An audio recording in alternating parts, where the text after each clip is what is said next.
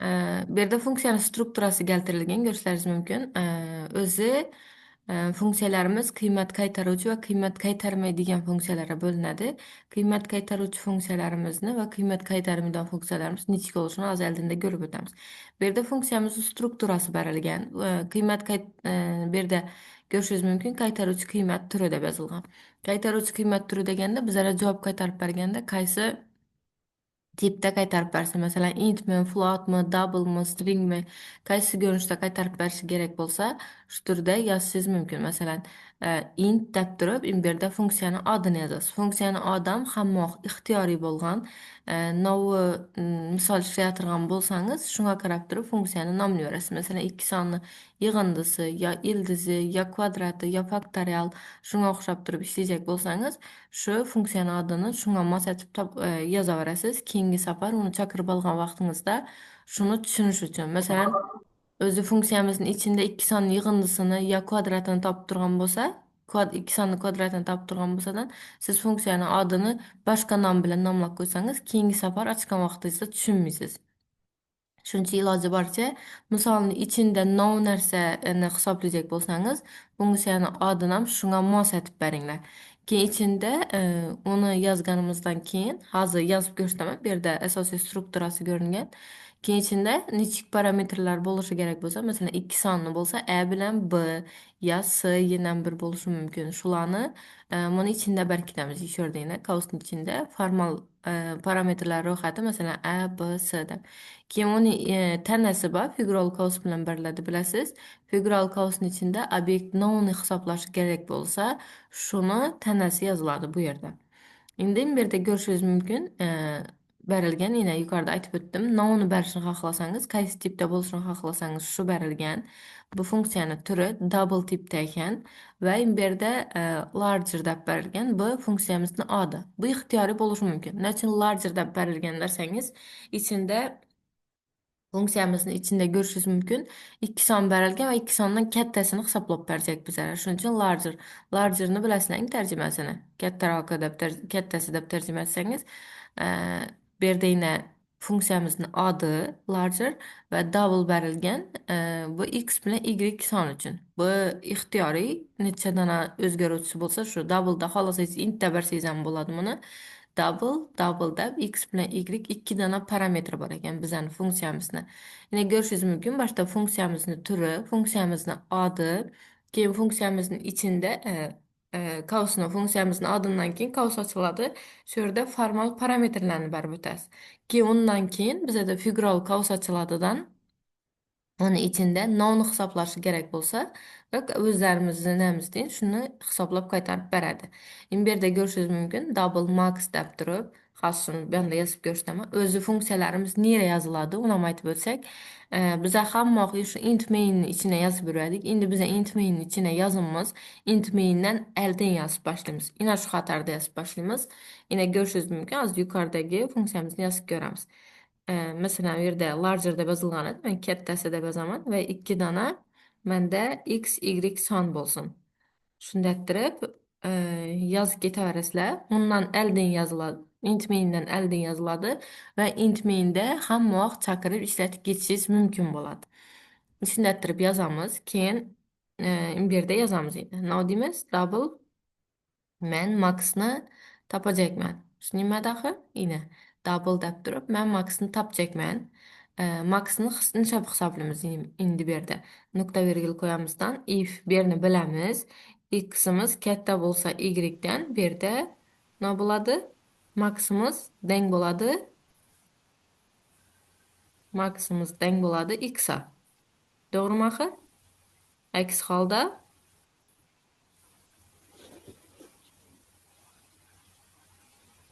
holda qaysi holat bo'ladi? Qaysi holat? X katta bo'lmasa, demak y'imiz katta bo'ladi. Max teng y'imiz. Keyin bu yerda return deymiz. Return bu novi. Bu return deganimiz qiymat qaytaruvchi funksiya hisoblanadi. Bu yerda ham avval return yozganmiz.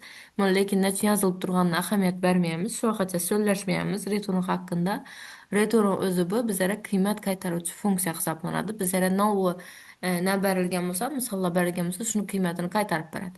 Xo'sh, unda endi bu yerda return 0 navga yozilib turibdi desak, buni o'zi aslında yozmasak ham bo'ladi. Lekin nechun yozilib turibdi desangiz, bu yerda misol ishlagan vaqtingizda hech qanday sevot bermang ketsangiz ichida bizlar shu o'zi bu misolingiz to'g'ri ishlatib turibdi, lekin ichida hech qanday chiqaruvchi qiymat berilmagan deb turib bizlar shu nolni qaytarib berib turadi. Shuning uchun yozilgan misolni ishlatib turganini bilish uchun, oxirida tugatish uchun. Bu yerda hech qanday ahamiyati ega emas. Bu yerda return deganimiz endi yuqoridan hisoblab beradidan bizlara maxni qaytarib beradi. Xo'sh, endi buni ishlatib ishlatamiz.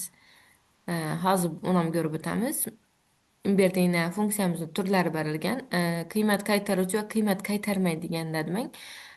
Void deb yozilsa demak oldinda bu qiymat qaytarmaydigan funksiya bo'ladi.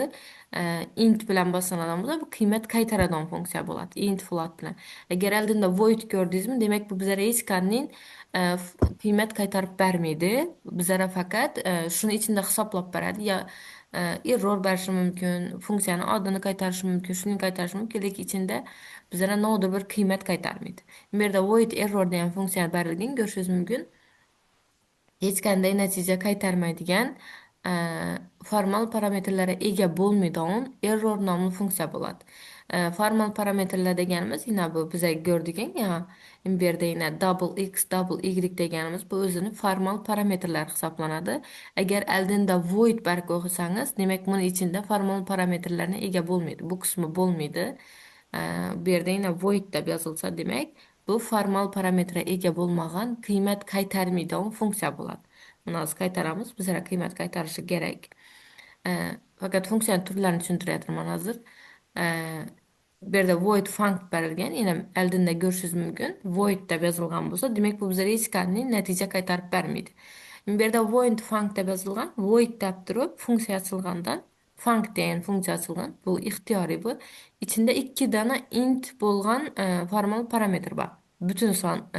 Butun son tipine ega bo'lgan ikki dana parametrimiz bor ekan. Buni sotib beradi endi. Ikki dana parametrimiz hech qanday natija qaytarmaydi bizlarga, faqat shu o'zida shu parametrlarni saqlab berib turadi. Bu yerda func degan funksiya ochilgan, ikki dona parametri bor, lekin hech qanday natija qaytarmaydi. Chunki void tipida berilgan. Agar bizlarga nodir bir natija qaytaradiganini xohlasak, oldina int, float, double deb turib yozamiz. Ya'ni biz double deb yozdik. Bu yerda int deb turib func 1 deb ochilgan va ichida buni ham ko'rishingiz mumkin void deb berib qo'yibdi. Endi buni uchun void deb yozgan. Bu formal parametrlarga ega bo'lmagan natija tipi butun sonli turga mansub bo'lgan bir na qaytaradi bizlarga. Qiymat qaytaradi. Bunda endi qiymat qaytarib beradi. Nechun butun tipda dedik? Yana bu yerda bizlarda int bar ko'pdi. Shunga qarab turib o'zi qaytarib beradi. Endi bu yerda ko'rishingiz mumkin, bu hozir eng oxirgisi biza yozib turgan funksiyamizga to'g'ri keladi. Float f3 degan, f3 deb yozib qo'yibdi. Demak bu novdir bir narsa funksiyada 3 dona parametr bor o'xshaydi. Shuning uchun f3 deb yozilgan. Xohlasangiz uni siz o'zgartirib yozishingiz ham mumkin. O'zingiz 3 dona parametrga ega bo'lgan novi shu 3 parametr ustida novi amal bajarajak bo'lsangiz, shunga qarab turib yozishingiz mumkin. Bu yerda f3 deb berilgan, bu ixtiyoriy funksiyani ati yuqorida aytib o'tganimdek. Nov bo'lgan endi bu yerda float f3 degan funksiya ochilgan ekan. Funksiyamizni tipi demak floatda bo'ladi. Funksiyamizni ati f3 ekan. Yana ko'rishingiz mumkin. O'zgaruvchilarni nomlaganda men aytib o'tganman, necha nomlashimiz mumkin deganda. O'zgaruvchini nomlagandagi holat buni ham xuddi shuni ta'sir etadi. O'rtada probel ishlatish mumkin emas. Bu ko'rinishda yozib bilamiz. Agar F3 ko'rinishini yozasangiz, pastki chiziqcha bilan yozamiz. Katta kichik harflar farqlanadi. Keyin bilganimizdek, shu o'zlarimizni ya kalit so'zlarni ishlatamiz. Masalan, float bo'lib turib, mana bu yerda funksiyamizni adi int bo'lib bilmaydi. Bu noto'g'ri bo'ladi. Shunday qilib yozasiz. Mana buni qarasak, f3 degan funksiyamizning ichida 3 dona formal parametri bor ekan. A, B, S degan 3 dona formal parametri bor ekan. Uni ikkisi ko'rishingiz mumkin int, birisi float ekan. Ikkisi butun tipda, birisi haqiqiy tipda ekan, uchinchimiz. Endi buni o'xshatib beradi. Natijani turi bizada haqiqiy qaytarib beradi. Nechun desak, bizada float berilgan funksiyamizni tipi float berilgan. Shuni natijasi demak haqiqiy son qaytaradi. Bizlara endi bu funksiyamiz nodir bir narsani hisoblab, bizlara ekranga chiqarib berish xususiyatine ega. Qiymat qaytaradigan funksiya bo'lib. Keyin bu yerda funksiyani prototipi hozirni ko'rsatdim. Endi bu ko'rinishda yozishimiz mumkin dedik. Int deb turib, agar maksimalni hisoblayacak bo'lsak, max deb yozishimiz mumkin va ichida int a bilan b. Shu ko'rinishda yozsak ham, masalan, float b deb turib ham a, b xohlagan nomingizdan nomlashingiz mumkin. Ichida o'zini tiplarini ega bo'ladi. Masalan, formal parametrlarni int a, float x, char s degan. Demak, buni 3 dona formal parametri bor. 3 ham 3 xil tipda bo'lishi mumkin. Uning holatlari ham bo'ladi. Faqat bir xil tip ishlatish kerak degani emas. Keyin bu yerda float a deb hech qanday na bermagan, a o'zgaruvchi a, x, s deb bermagan. Bu yerda faqat int, float, char. Demak, menda 3 xil tipga mansub bo'lgan e, o'zgaruvchilar nomi ko'rsatilmagan menda funksiyam bor a degan. Bunda tirib ham ishlasak bo'ladi. Keyin bu yerda o'zgaruvchi parametrlarni foydalanish mumkin deyilgan. Nishatib ishlatamiz. Int deb turib, bu yerda yana oldinda no berilgan. No belgiyadi bu. Int a deb turib, ampersandmadi bu. A deb, b deb shunda turib berilgan. Buni hozir bu holatni necha ishlatamiz, uni ham ko'rib o'tamiz. Endi bu yerda bizada funksiya misol berilgan. Nechik misol bu? Swap bilasizlar. Nima degani u swap?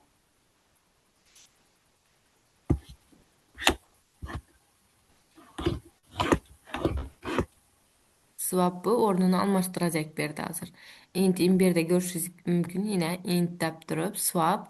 Demak, int yine xuddi shu ko'ramiz deganimni ampersand belgisi bilan a bilan b bergan. Endi bu yerda ichida yana int s degan o'zgaruvchi bor. Ko'pda nishatchak mana.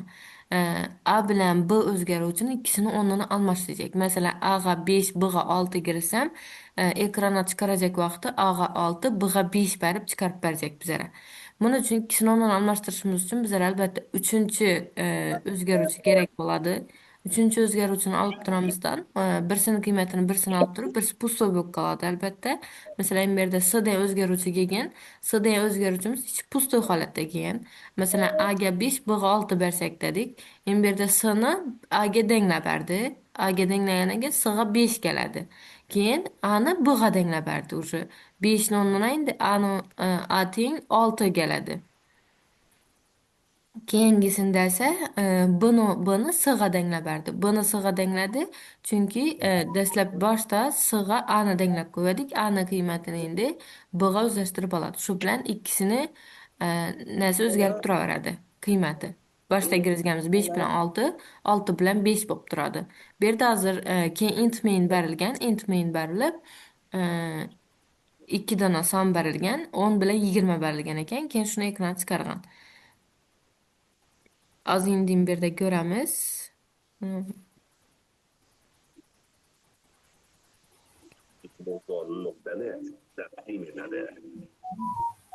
İndiğim birden hesap işletemiz dedik. İndiğim birde indi bize yukarıda funksiyamızı yazıp koyduk. Pasa düşüp durup bize işletişimiz gerek. Hesap işletemiz. Yine bunda görtürsen int dep durup x teng 10, y teng 20 bergen. Navga esaslanıp bergen desek yukarıdagine esaslanıp bergen bunu. Mesela ben 2 tane o'zgaruvchi geçişim gerek ekan. Men ham bu yerda xuddi shunday qilib beraman. Double deymizdan x teng masalan 15, y teng 30 deb bersam.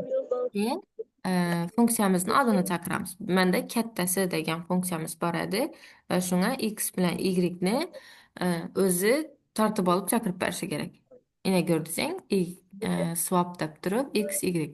Keyin bu yerda bizada printf degan funksiyamiz berilgan. Printf ni ishlab chiqarib beradi desangiz, bu formatlash xususiyatiga ega.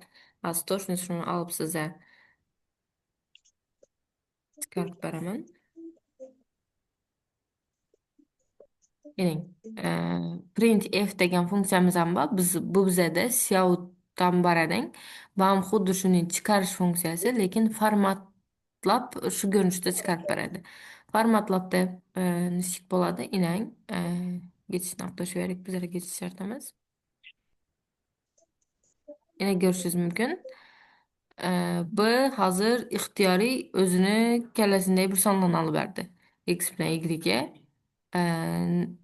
printf berberdik. Bir de mesela bize siyahını çıkarıp göremiz mi? Printf. Nasıl geç işlemedi bir.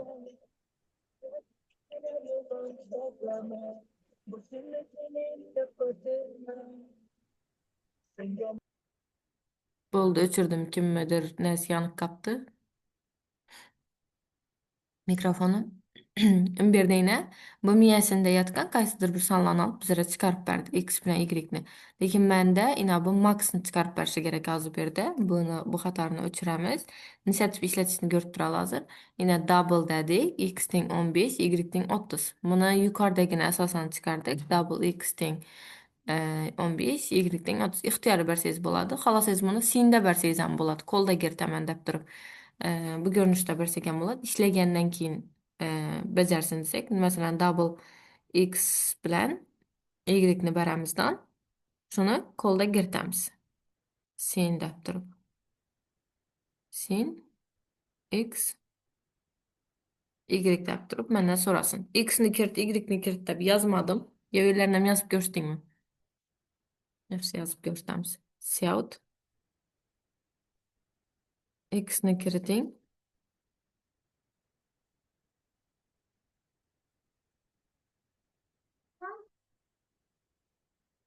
X'ni kiriting deb yozamiz. Keyin shu xatarında va x'ni kiritishni so'rasin. Keyin pastga tushamizdan scout deb turib y'ni kiriting deb so'rasin bizdan.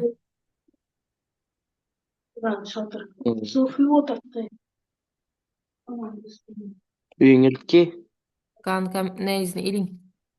telefon zaryadka qo'yib ket, keyin band etamiz. Domla, assalomu alaykum. Assalomu alaykum.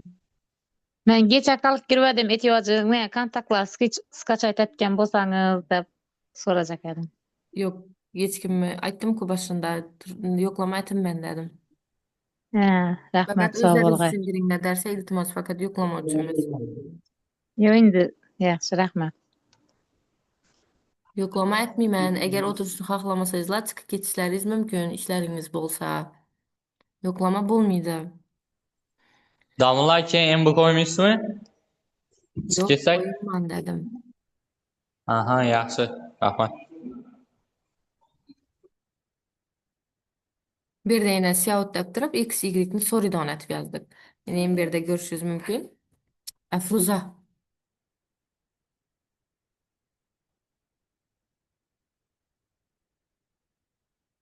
Ya'ni x bilan y kiritdik va bizada hech narsa qaytarmadi. Chunki biza nodir bir narsani ekranga chiqarishni hali kiritganimiz yo'q. Kattasi degan funksiyamiz chaqirilib ishlatib turibdi. Ichini x bilan y ni ham kiritib ishlatib turibdi. Lekin novni ekranga chiqarish kerakligini hali bilmadi. Hozir ko'ramiz uni ham. E,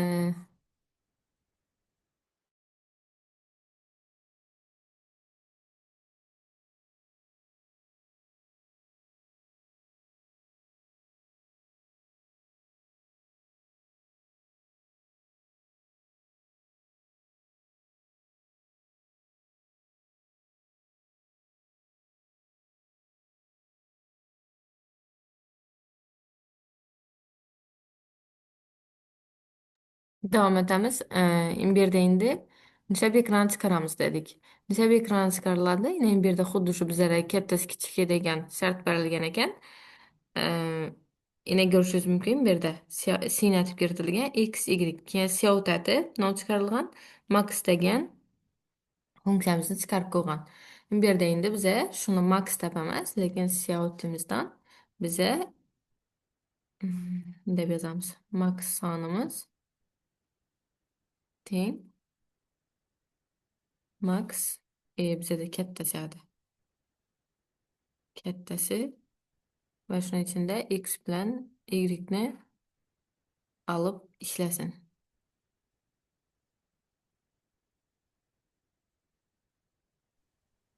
X'ni kiriting deb so'radi bizdan. 15, 20. Yine görüşürüz mümkün. O'rtada yine bir yerda hech qanday belgi qo'ymaganim uchun kiriting degandan keyin qo'shilib chiqib turibdi. Yine x ni kiriting dedik 20, 15. Yine max sonimiz 20 dedi.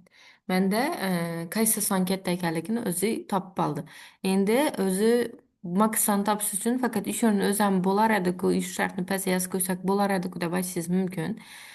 Lekin bu qaysi vaqtda qulay? Bizani masalan max degan funksiyani yozib qo'ysakdan biza kichkinagina proyekt yozayotgan vaqtimizda u narsani ko'rmasligingiz mumkin. Kattaroq proyekt yozganingizdan keyin, masalan minglab xatar bo'lib ketgandan keyin bu yuqorida max deb yozib qo'yib, funksiya yozib qo'yib, shuni chaqirib olganingiz qulay. Har safar shuni yozib o'tirmasdan, bir marta yozib qo'yasizdan, shuni chaqirib olib ishlatib qo'yaverasiz. Masalan, kattasi deb yozib qo'ydikdan, shu yerda kattasini topib qo'yardik. Shu kattasi x, y deb turib, x, y'ga nodir bir son berib ishlasangiz, o'zi hisoblab chiqarib beradi. Shu vaqtda qulay bo'ladi. Funksiya o'zi bir ishni bir nechta marta yozmaslik uchun ishlab chiqarilgan, o'ylab topilgan. Endi bu yerda yana ko'rishingiz mumkin. Funksiya prototipida yana berilgan. Nishatib ishlashi, funksiyaga misol, bu yuqori funksiyani prototipi deb aytilgan. Ya'ni funksiya e'lon etilib turib, ichine formal parametr berilgan yeri funksiyani parametri. Bilasizlar, endi ina shu pastda yozadigan yerimiz int main deb yozilgani ahamiyat bergan bo'lsangizlar, bam funksiya ina bu xuddi shu yuqoridagi funksiyaga o'xshab e'lon etilgan, lekin int main bu zada asosiy funksiya deb aytiladi. Bu asosiy funksiyamizning ichida hamma amallar, asosiy ishlar shuning ichida bajariladi. Int main ichida. Buni yozib turib, keyin masalan ko'rdingizlar, yana pastda qiymat berdikdan biz shuni ichida bajardik, yuqorida bermadik. Yuqorida biza faqat x bilan y bo'ladi. Shuni biza solishtirib turib, biza shuni qiymatini solishtirib x katta yo y kattaligini topar edik. Endi shuni asosiy ishimiz shu pastda o'tirdi. Int main bu bizada asosiy funksiya hisoblanadi. Hamma asosiy ishlarimiz shuni ichida bajariladi. Yine shu yerda tushuntirib berilgan, bu yerda ham xuddi shuni int main deb turib, keyin bu yerda yana bir yordamchi funksiya deb yozib qo'yibdi. Yordamchi funksiya deb. O'zi aslida buni pastda yozib o'tirish shart emas. Max degani bu ishimizni yuqorida yozishimiz kerak edi. Shu olib turib, shu bu yerda yozib qo'ysak bo'ldi edi. Yana bir marta yozib o'tirmaslik uchun. Bu yerda endi shuning ko'rinishida ishlanadigan xillar ham bor. Shuning uchun ko'rsatib bergan. Pastda yana ham yozib turib, yuqorida no'xshatilishi berilmagan bo'lsa, masalan a bilan b ni berib qo'yibmizdan, lekin pastda ishlatilishi berilmagan bo'lsa, masalan x ni kattasini topchakmizmi, kichigini topchakmizmi, shu holat berilmagan bo'lsa, pastda shuni hisoblab, yordamchi funksiya yordamida hisoblab chiqarib qo'yishimiz mumkin. Keyin bizada funksiyani argument holatlari deydi. Bu yerda nechik bo'ladi? Masalan, funksiya murojaat etsak vaqtingizda, bu yerda ko'rib turibsiz, void tipda berilgan. Bu qiymat qaytarmaydi ekan, demak, namuna deb berib qo'yibdi. Bu prosta namuna ko'rinishi int a bool tipida berilgan. Bool tipi nechik tip bu desak, boolean tipi bor. Bu boolean, bu boolni bu booleanni qisqartmasi hisoblanadi. Boolean tipi bu mantiqiy tip deb aytiladi. Mantiqiy tip faqat bizga true false olib beradi. Rost yoki yolg'on degan tushunchani kelib beradi. Shuning uchun bu yerda bool tipi berilgan va x deb turib true berilgan. Keyin char deb turib nodir bir c berilgan ekandan shunga handle berib qo'yibdi. Endi nechik bo'ladi? Bu yerda ko'rsangiz namunada funksiya murojaat etgan vaqtimizda birinchisini masalan a ga 1 bergan, ikkinchi x'imizga false bergan, uchinchisini charimizni a bergan. Keyin ikkinchi namunani ko'rsak, a ga bergandan, b ga bergandan, x ga bergandan, lekin c'imizga hech qanday qiymat bermagan. Bunday holat ham bo'lishi mumkin. Bunday holatda nechik bo'ladi?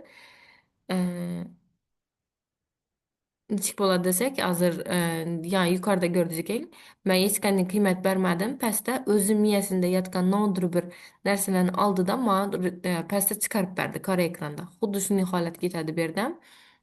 Bunda ko'rsangiz a ga berib qo'yibdidan qolganlarini bermay qo'ydi. Bu ham xuddi shunday miyasida yotgan nodir bir narsalarni o'zini chaqirib olib ishlashi mumkin. Endi o'zi funksiyalarda lokal bilan global o'zgaruvchilarni o'tishimiz kerak. Nechik bo'ladi lokal o'zgaruvchilar?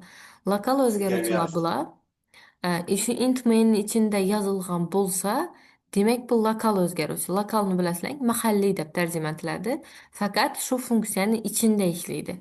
Ina bu yukarıda yazılsa, int main'dan oldin yazılsa, demek bu global özgärüş hisoblanadi. Global bu umumiy bo'ladi.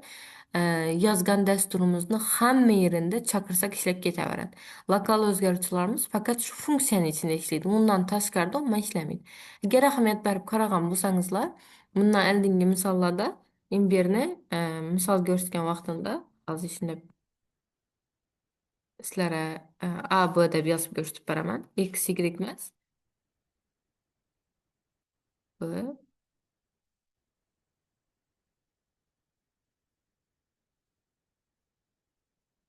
A bilan B. Yine xuddi shu ko'rinishda yuqorida o'zi aslında bize double x, y deb berib ko'pmiz. Pastda A bilan B deb kiritdim. Yine birden A bilan B deb yozing. To'liq bo'ladi shunda. Yine xuddi shuni ishlatib ko'rsatib beraman sizga. A sonini kiriting dedi. Nodir bir son kiritaman. Buni ham nodir bir son kiritaman. Yine max sonimiz 5456 deb chiqarib berdi. Endi o'zi no'ga asoslanib yuqorida menda x, y berib ko'pmiz. Lekin pastda A bilan B berib ko'pmiz. Nechik bo'ldi bu desak, ina bu yuqoridagi global o'zgaruvchi hisoblanadi x bilan y. Buni o'rnina pastda A bilan B ni qo'yib bergan holatda hech qanday o'zgarmaydi. Lekin yuqorida bu yerda boshqa A bilan bu berdik. Buni уже bu funksiyadan tashqarida ishlatsak, yana bu yerda nodir bir A bilan B ga shart berib ishlasak, bu umuman ishlamaydi уже. Pastda lokal o'zgaruvchi bo'lib turibdi. Bu esa global o'zgaruvchi bo'lib turibdi yuqoridagi. Bu hamma vaqt nerda chaqirsak ham ishlab ketaveradi. Buni ixtiyoriy nomlaysiz, lekin faqat ina shu funksiyaning ichida ishlaydi. Undan tashqarida ishlamaydi. Bu lokal o'zgaruvchi. Bu esa yuqoridagi global o'zgaruvchi bo'ladi. O'zi nomidan ham aytib turibdi, lokal globalda bilishingiz mumkin. Lokal nechik bo'ladi? Lokal bu mahalliy, demak funksiyani o'zining ichida ishlaydi. Global bo'lsa, undan tashqarida, demak yuqoriroqda berib ketasiz uni. Global shu dasturimizni hamma yerida ishlaydi. Ina bu yerda shuni misol berilgan bo'lishi kerak. Ina yuqorida ko'rsatib o'tganimdek, xuddi shunday. Int deb turib yuqorida int main'dan oldin berib qo'ydi. Demak bu int x teng 25 deganim global o'zgaruvchi bu. Dasturni xohlagan yerida chaqirsangiz x teng 25 deb turib chaqirib beradi sizga. Endi bunda pastda berib qo'yibdi. Endi int teng x deb berib qo'yibdi-da, buni 10 deb berib qo'yibdi. Bu x teng 10 deb bergani faqat ina shu funksiyaning ichida ishlaydi. Keyin bunda ko'rishingiz mumkin. 2 nokta qo'yganda x plus x deb berib qo'yibdi. Endi siz hozir shuni olamondan ishlatib beraman. Turing, boshda ina bu ishlagan misolimizni gruppaga tashlab beramiz.